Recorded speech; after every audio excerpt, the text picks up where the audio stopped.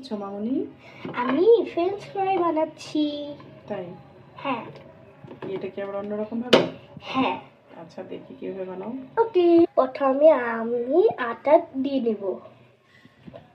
আচ্ছা, তারপর একটু ডিম দিব। এখন আমি ডিম দিয়ে নেব। এরপর তারা ডিম। এখন আমি লবণ দিয়ে নেব। এখন আমি হলুদ দিব।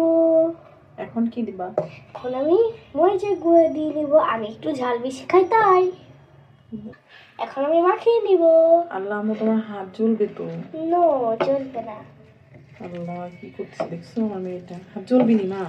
নো আম্মু, জ্বলবে না। আমি মেরিনেট করে রাখবো 5 মিনিট। 5 মিনিট আবার মেরিনেট করে রেখে দিতে হবে? হ্যাঁ। 1 2 3 4 5। এই যে আমাদের ফ্রেঞ্চ ফ্রাই রেডি, এখন আমরা ভেজে নিব। দেখো হাত পুড়ে ফেলো না। না, হাত পুড়বে না। আমার ভয়ই লাগে, তুমি যে কি করো না মা।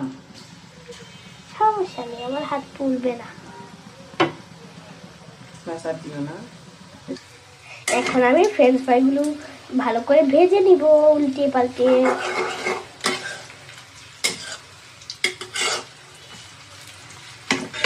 এগুলো মাখাই নিলাম না দেখাবে। এখন আমি নামিয়ে নিচ্ছি।